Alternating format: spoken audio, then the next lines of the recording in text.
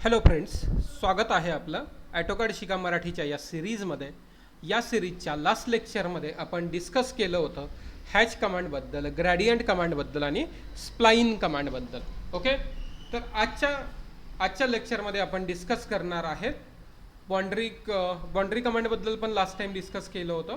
आजच्या लेक्चरमध्ये आपण डिस्कस करणार आहेत major toolbar, axial line that is a construction line कशा यूज करू शकतो आपण, त्याच्यामध्ये रे कमांड कशी यूज करू शकतो, त्याचबरोबर रिव्हिजन क्लाउड काय असतं, त्याचबरोबर वाईपआउट काय आहे याच्याबद्दल डिस्कस करूयात.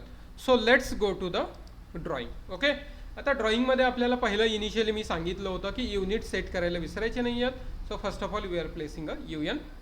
ओके, युनिट क्लिक केलं. त्यानंतर लास्ट टाइम आपण या कमांडबद्दल डिस्कस केलं होतं हॅच ग्रॅडियंट बाउंड्री. ओके, तर त्यानंतर आज आपण स्प्लाइनबद्दल पण पाहिलं होतं लास्ट टाइममध्ये. आज एक्सेल लाईन. आता एक्सेल लाईनचा यूज कशासाठी केला जातो, तर कन्स्ट्रक्शन लाईन म्हणून त्याला कन्स्ट्रक्शन असं नाव आहे. तर एखादा आपण व्ह्यू बनवतोय, जसं की आपण आपल्या याच्यामध्ये शीट ड्रॉ केलेल्याच आहेत. एखादा व्ह्यू आपण फ्रंट व्ह्यू बनवला तर त्याबरोबर त्याचा टॉप व्ह्यू पण बनवतो, साईड व्ह्यू पण बनवतो, राईट. तर त्या कंडिशनमध्ये किंवा सेक्शन व्ह्यू असेल तर आपला एक व्ह्यू बनवला आहे, त्याच्यानुसार दुसरा व्ह्यू बनवायचा आहे, तर त्याचे प्रोजेक्शन घेतो आपण. ते कसे घेतो, तर या एक्सेल लाईनद्वारे आपल्याला प्रोजेक्शन घेता येतात. ओके, तर फर्स्ट ऑफ ऑल इथे मी एक रेक्टँगल जनरेट करतोय 0,0. तर प्रोजेक्शन लाईन कशी यूज करू शकता याच्याबद्दल डिस्कस करूयात. इथे माझा 100,75चा एक रेक्टँगल बनवला. त्यानंतर त्याच्या मिडलला एक सर्कल बनवायचं आहे. So go to the circle command. Center पॉईंटला आपण इथे 15 रेडियसचा एक सर्कल बनवला. ओके, आता हा आपला टॉप व्ह्यू होता.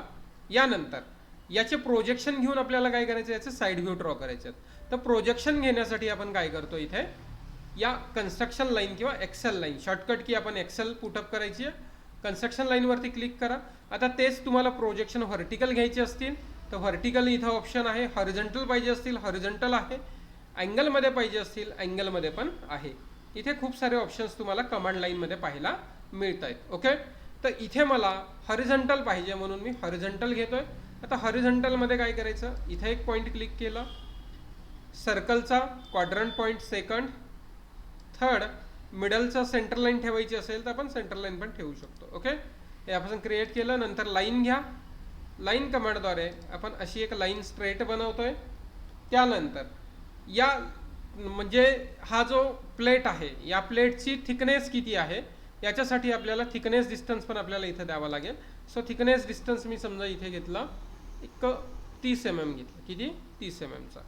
परत आपण लाईन स्ट्रेट ठेवायची इथे आणि याला इथे लाईन क्रिएट करायचं. ओके, आता अनवॉन्टेड पोर्शन आपण ट्रिम करणार आहेत. So go to the trim command. हे इथून ट्रिम केला. हा पोर्शन आपल्याला दिसणार नाहीये.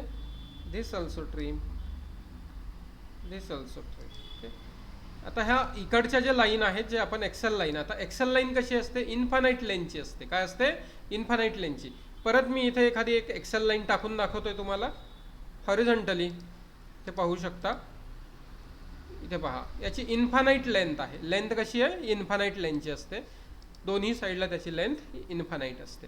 आता त्याचबरोबर आपल्याला एक लक्षात घ्या, आत्ता आपण काय केलेलं आहे, इथे आपण याचा साईड व्ह्यू बनवलेला आहे.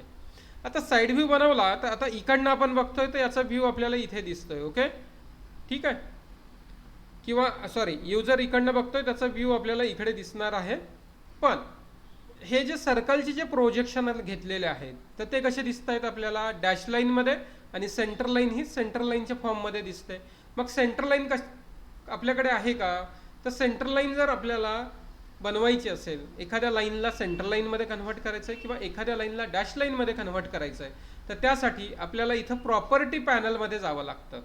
ओके, प्रॉपर्टी पॅनलमध्ये. आता प्रॉपर्टी पॅनलमध्ये काय काय आहे, तर प्रॉपर्टी पॅनलमध्ये आपल्याकडे इथे ऑब्जेक्टचा कलर आहे. म्हणजे 4 प्रॉपर्टी आपल्याकडे अवेलेबल आहेत. त्याच्यापैकी आता सध्या मी 3 बद्दल सांगतोय. ज्यावेळेस आपण लेअर पाहूयात तर लेअरच्या वेळेस तुम्हाला चौथी प्रॉपर्टी पण मी तुम्हाला सांगेल. तर याच्यामध्ये फर्स्ट आहे आपल्याला ऑब्जेक्टचा कलर, दुसरा आहे लाईनची वेट, म्हणजे लाईनची थिकनेस द्यायची असेल आपल्याला, जाड लाईन पाहिजे असेल, आणि तिसरा आहे लाईन टाईप. इथे आपल्याला आता लाईन टाईपमध्ये जायचं आहे. या थर्ड लाईन टाईपवरती क्लिक करा. ओके, त्यानंतर अदर्स, आता इथे आपल्याकडे ऑलरेडी दिसत आहेत, नसतील तर इथं अदर्समध्ये जायचं, लोड म्हणायचं आणि लोड म्हटल्याच्या नंतर आपल्याकडे इथे डॅश आणि खाली तुम्हाला पाहायचं आहे इथं सेंटर, अशा दोन्ही लाईन आपल्याला सिलेक्ट करायच्या आणि ओके म्हणायचं. ओके, आता आपण एक पण सिलेक्ट नाही केली त्यामुळे असं दिसतोय, ऑलरेडी आपल्याकडे इथे काय आहेत, ॲड आहेत. आता सेंटर लाईनला सेंटर लाईनमध्ये कन्व्हर्ट करायचं, तर सिलेक्ट सेंटर, याला सिलेक्ट करा आणि याला सेंटर लाईनमध्ये कन्व्हर्ट करा, एस्केप करा. त्यानंतर या दोन लाईन सिलेक्ट करणार आहेत आपण, याला आणि याला, या दोघांना पण काय करायचं आपल्याला, डॅश लाईनमध्ये कन्व्हर्ट करायचं. तर असं आपण त्याचे प्रोजेक्शन घेऊन काय केलेले आहेत, जनरेट केलेलं आहे. ओके, तर प्रोजेक्शन्स आपण अशा पद्धतीने घेतो. कुठली कमांड आहे, that is the X line नावाची. त्यानंतर आहे आपल्याला रे कमांड. काय आहे, रे कमांड. आता रे कमांडचा यूज कसा करतो आपण, आता समजा मला या सर्कलच्या एक 30 डिग्रीला एक लाईन टाकायची आहे, तर आपण काय करतो, लाईन घेतली आहे, मला 30ला पण टाकायची आहे इथं. आता एक लक्षात ठेवायचं, ज्या वेळेस आपण सॉरी अँगलमध्ये काम करतोय, तर त्यावेळेस एक लक्षात ठेवायचं की आपल्याला ऑर्थो मोड ऑन ठेवून चालणार नाही आहे.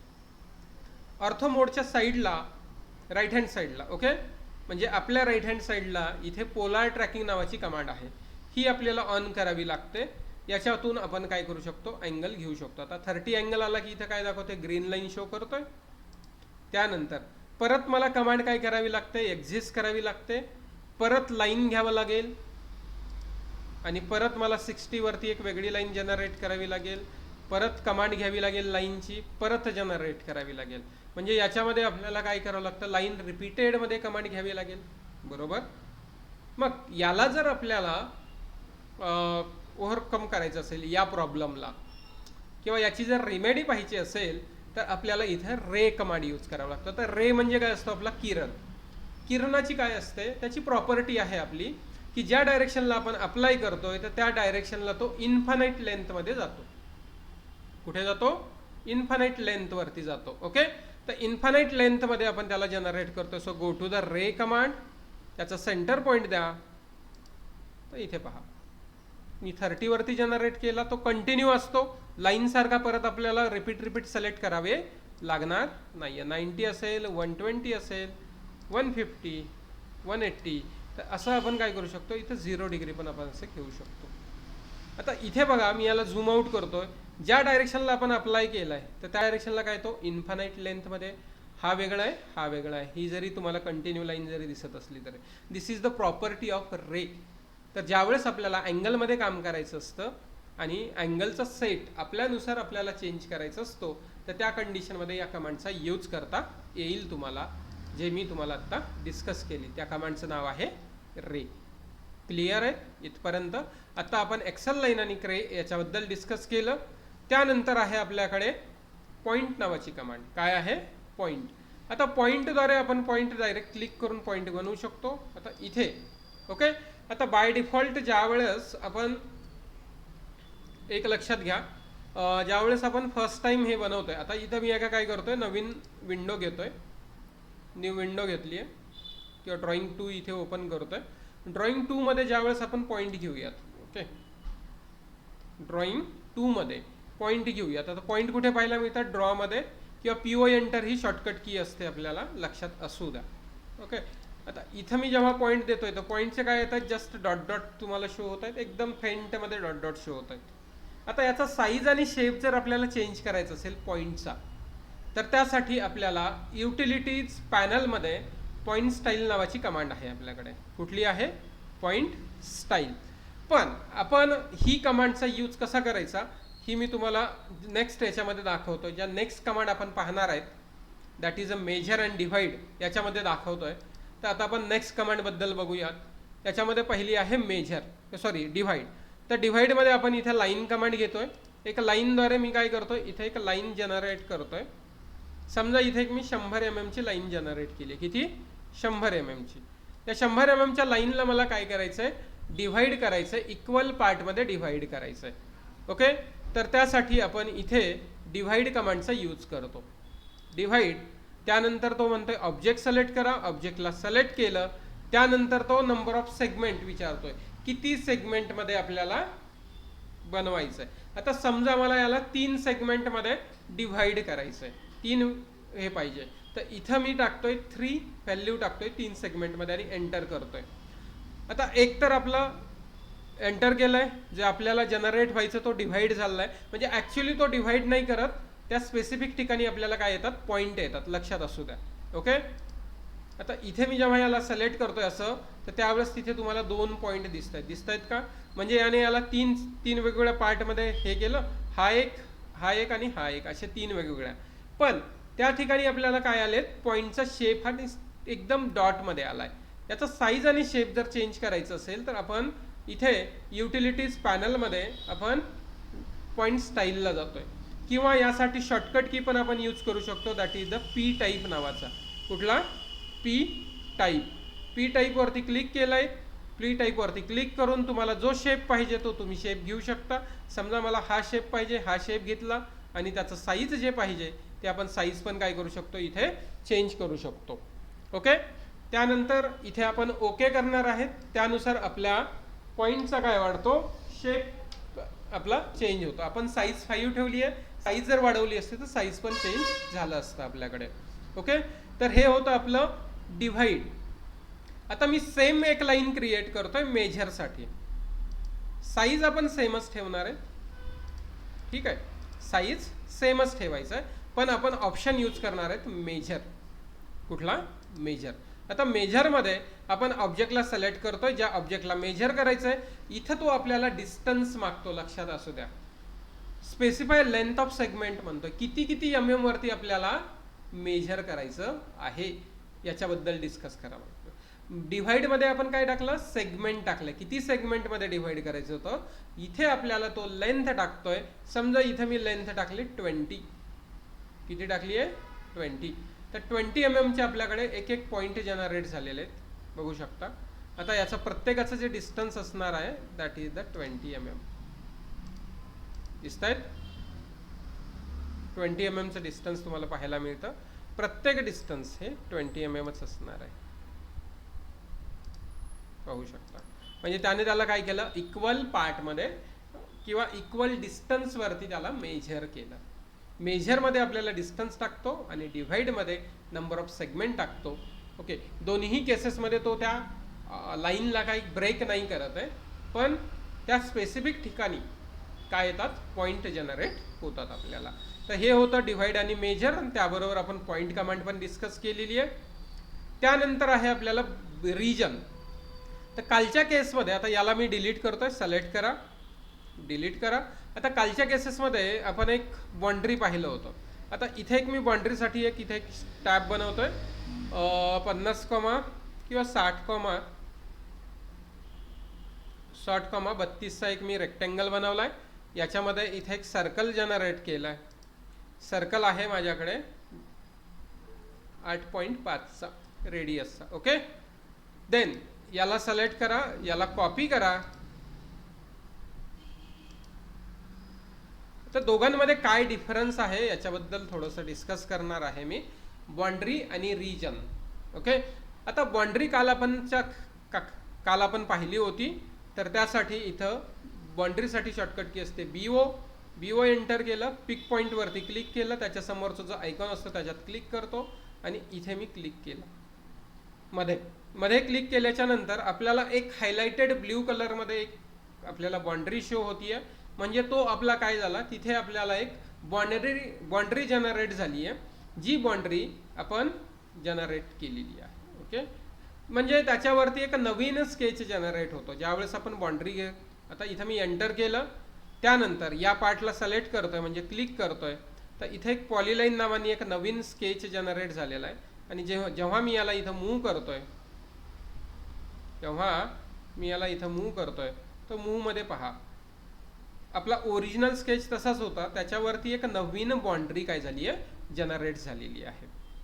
तर हे होतं बाउंड्री कमांड. आता रिजनमध्ये बघूयात. तर रिजनसाठी REG ही शॉर्टकट की आहे, किंवा इथे ड्रॉप पॅनलमध्ये ॲरोवरती क्लिक केलं तर इथे पण आपल्याला रिजन पाहायला मिळतं. आता रिजनमध्ये काय म्हणतं, फर्स्ट ऑब्जेक्ट सिलेक्ट करा. आता याला मी सिलेक्ट केला, याला सिलेक्ट केला. ओके. आणि त्यानंतर ज्यावेळेस मी एंटर करतोय तर त्यावेळेस इथे कमांड लाईनमध्ये आपल्याला 2 लूप्स एक्स्ट्रॅक्टेड आणि 2 रिजन्स क्रिएटेड असा ऑप्शन आलेला आहे. पण डायग्रामवरती गेल्याच्या नंतर काही चेंजेस पाहायला मिळतं का? जसं प्रिव्हियस आता हे साईडलाच आपण बनवलेले आहेत, पण याच्यात काही चेंजेस पाहायला मिळतं का? नाही. आता एक लक्षात ठेवायचं, ज्यावेळेस तुम्ही रिजन यूज करतायत तर रिजनच्या नंतर आपल्याला एक हे करावं लागतं की रिजन यूज केल्याच्या नंतर आपल्याला इथं युनियन नावाची कमांड यूज करावी लागते, तरच त्या कमांडचा आपल्याला इफेक्ट पाहायला मिळतो. कुठल्या? रिजन कमांडचा. ओके, तर त्यासाठी आपल्याला युनियन करावं लागेल. तर त्यासाठी मी UNI ही शॉर्टकट की यूज करतोय, युनियन. त्यानंतर आपल्याला ऑब्जेक्ट सिलेक्ट करायचे आणि एंटर करतोय.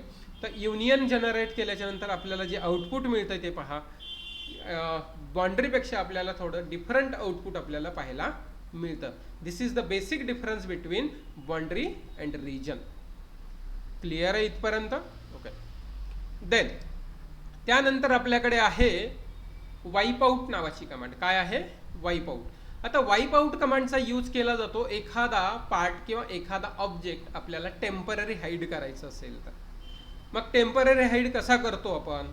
तर टेम्पररी हाईड करण्यासाठी आपल्याला वाईप आउट कमांड आपण यूज करतोय. So go to the wipe out command. आता समजा हा जो रिजनवाला बनलेला पार्ट किंवा हा आपला जो बाउंड्री बनवलेला पार्ट मी काय करतोय, इथनं हाईड करतोय. तर त्यासाठी त्याच्या भोवती आपल्याला एक बाउंड्री बनवावी लागेल. बाउंड्री म्हणजे पॉईंट द्यावे लागतील.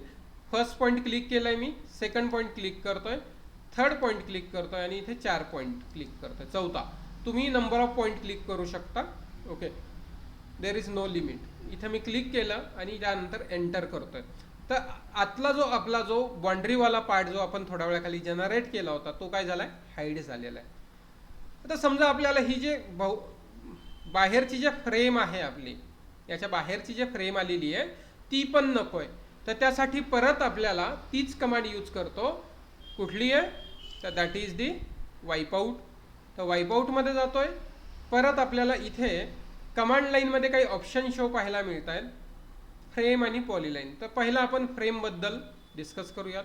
तर फ्रेममध्ये गेलोय आणि फ्रेम इथे ऑन होती आपली, त्यामुळे आपल्याला फ्रेम काय होतीये? शो होतीये. तर फ्रेमला आपल्याला इथं ऑफ करा. तर काय झालं? आपला पार्ट पण हाईड झाला आणि फ्रेम पण हाईड झाली. It is a temporary hide, permanently delete होत नाही, ती तिथे अवेलेबल आहे. आता परत आपल्याला आपला पार्ट जर पाहिजे असेल तर काय करतो आपण? ती जी फ्रेम बनवली आहे त्या फ्रेमवरती गेलो तर आपण इथे, आता फ्रेम आपल्याला शो होतीये का? होतीये. इथे क्लिक करायचं या फ्रेमला आणि डिलीट करायचं. डायरेक्ट डिलीट बटन यूज केलं तो आपला प्रिव्हियसचा पार्ट जशाच तसा आपल्याकडे अवेलेबल झालेला आहे. म्हणजे हा टेम्पररी हाईड करण्यासाठी कमांडचा यूज केला जातो. कुठली कमांड आहे? वाईप आउट नावाची कमांड आपल्याकडे अवेलेबल आहे. ओके, तर हे झालं वाईप आउट कमांडचा यूज करता येतो. त्यानंतर इथे डोनट नावाची कमांड आहे. आता डोनटचा यूज ॲज अ सिम्बॉलिक रिप्रेझेंटेशनसाठी केला जातो. ओके, फॉर एक्झाम्पल तुम्ही इथे पाहू शकता, इथे 2 डायग्राम दिलेले आहेत. फर्स्ट डायग्राम ही इलेक्ट्रिकलचं एक टर्मिनल्स दाखवलेले आहेत जे रेड कलरमध्ये दाखवत आहेत. दीज आर द टर्मिनल्स दाखवलेले आहेत. आणि सेकंड डायग्राम दाखवली आहे हँडिकॅपचा जो सिम्बॉल आहे, आणि हँडिकॅपच्या सिम्बॉलमध्ये जो काही ह्युमन हेड दाखवला आहे, मानवाचं डोकं दाखवलेलं आहे, तो त्याचा सिम्बॉल दाखवण्यासाठी आपण डोनट कमांडचा यूज केला आहे. किंवा as a mechanical point of view आपण बघू शकता त्या कमांडचा यूज करू शकतो आपण जे आपले वॉशर बनवण्यासाठी. तर वॉशरसाठी त्या कमांडचा यूज करता येतो. ओके, तर हे आपण यूज करू शकतो. तर इथं मी डोनट कमांड घेतली आहे. डोनटमध्ये आपल्याला इनसाइड डायमीटर द्यायचं असतो आणि आउटसाइड डायमीटर द्यायचं असतो. आता इनसाइड डायमीटर समजा मी दिला इथं 10 आणि आउटसाइड डायमीटर दिला 15 किंवा इथं 20 टाकूयात. ओके, तर इथे आपल्याला काय झालं? एक वॉशर जनरेट झालेला आहे. असं वॉशरचं सिम्बॉल बनवायचं असेल तर आपण बनवू शकतो. आता एक लक्षात ठेवा, कम्प्लीट फील्ड सर्कल हवा असेल तर आपल्याला इंटरनल व्हॅल्यू किंवा इंटरनल डायस 0 टाका आणि आउटरचा डायस टाका. तिथे आपल्याला व्हॅल्यू काय येईल? कम्प्लिटली हा पोर्शन फील्ड येईल. ओके, तर हे कुठली कमांड आहे? डोनट्सचा. ओके, डोनटचा यूज याच्यासाठी केला जातो. आता त्यानंतरची जी आपली जे कमांड आहे, कमांडचं नाव आहे रेक्टँग्युलर किंवा रेक्टँग्युलर रिव्हिजन क्लाउड असं म्हणतो. आता रिव्हिजन क्लाउडचा यूज कशासाठी केला जातो? तर रिव्हिजन क्लाउडचा यूज करतो आपण एखादा पार्ट आपल्याला रिव्ह्यू करायचा आहे. आणि त्या रिव्ह्यू केलेल्या पार्टला आपल्याला हायलाईट करायचं आहे. रिव्ह्यू करणाऱ्या पार्टला आपल्याला हायलाईट करून ठेवायचं असेल. आता समजा इंडस्ट्रीमध्ये आपल्याकडे 100 पार्ट आहेत. आता 100 पैकी आपल्याला समजा काहीच चेक करायचे असतील तर त्याला काय करतो, एक स्पेसिफिक काहीतरी आपण त्याला नोटेशन देतो किंवा काहीतरी त्याच्यावरती सिम्बॉल प्लेस करतो. तर तसंच एक आपलं रिव्हिजन क्लाउड नावाची कमांड आहे. जो पार्ट आपल्याला रिव्ह्यू करायचा आहे, आता बऱ्याच वेळा असं असतं की एखादा पार्ट हा वर्षानुवर्ष यूज केला जातो, पण इनिशियली त्याचं जे डिझाईन झालेलं असतं आणि आत्ताचं डिझाईन आहे याच्यामध्ये बरेचसे मॉडिफिकेशन झालेले असतात. तर अशा वेळी सुद्धा आपल्याला त्याचं एक रिव्हिजन बनवावं लागतं. त्याला रिव्हिजन टेबल म्हणतो. आणि हा रिव्हिजन टेबल्स टाईपमध्येच आपल्याला त्याच डायग्रामला आपल्याला हायलाईट करण्यासाठी, आपण डायग्राममध्ये आपण हायलाईट करण्यासाठी दाखवला जातो. तर that is a revision cloud. आता रिव्हिजन क्लाउडमध्ये इथे गेलोय. आता हा पार्ट मला समजा हा एवढा पोर्शन मला रिव्ह्यू करायचा होता, तर इथे आपण काय केलं, असं एक सिम्बॉल टाकला. पण आता इथे बघू शकता इथे एक आर्क जनरेट झालेला आहे. आर्कचं साईज काय आहे किंवा आर्कची जे लेंथ आहे तर ती खूप जास्त आहे, ती आपल्याला चेंज करावी लागते. तर त्यासाठी याला मी डिलीट करतोय आणि परत आपण काय घेतोय, रिव्हिजन क्लाउड कमांडमध्ये जातोय. It is in rectangular shape आणि आर्क लेंथ कमांडला सिलेक्ट करतोय. आता इथं जे ऑलरेडी जे आपली आर्कची लेंथ होती दॅट इज अ 19.21 होती, ती आपल्याला काय ठेवायची आहे, 5 mm ठेवायची आहे. इथे मी 5 ठेवलं आणि जेव्हा इथं मी रिव्ह्यू करायला इथे त्याचा रिव्हिजन क्लाउड कमांडचा यूज करतोय, तो प्रॉपर आपल्याला शो होतो. ओके, तर हे होतं आपलं आपल्या ड्रॉ पॅनलमधला ज्या रिमेनिंग कमांड्स होत्या. आता यातल्या 2 कमांड मी तुम्हाला ठेवलेल्या आहेत, दॅट इज द 3D पॉलीलाईन आणि हेलिक्स. या 2 कमांड ज्या आहेत त्या 3D पॉईंट ऑफ व्ह्यूमध्ये यूज होतात, याचा 2D मध्ये यूज होत नाही. आता ही जर कमांड यूज केला तर तुम्ही एका 2D मध्ये यूज केला तर टॉपकडनं ती तुम्हाला काय दिसतंय, एक सर्कलच कमांड असल्यासारखं दिसतंय. का, कारण ती या दोन्हीही कमांड या 3D मध्ये यूज केल्या जातात. ओके, तर ड्रॉ पॅनलमधल्या आजच्या कमांड आपण पाहिल्या. एक्सेल लाईन किंवा त्याला कन्स्ट्रक्शन लाईन म्हणतो आपण. रे पाहिलं, पॉईंट पाहिलं, डिव्हाइड पाहिलं, मेजर पाहिलं, वाईप आउट पाहिलं, रिजन पाहिलं, बाउंड्री आणि रिजनचा डिफरन्स पाहिलात आपण आजच्या लेक्चरमध्ये. ओके, तर हे होतं. त्यानंतर रिव्हिजन क्लाउड पाहिलं, तर याच्याबद्दल पूर्ण आपण डिस्कस केलेलं आहे प्रत्येक कमांडबद्दल. ओके, तर आज आपण इथे स्टॉप करूया आपलं लेक्चर. जर व्हिडिओ तुम्हाला आवडला असेल तर व्हिडिओला लाईक करा, शेअर करा आणि चॅनलला नवीन असाल तर सबस्क्राईब करा. थँक्यू.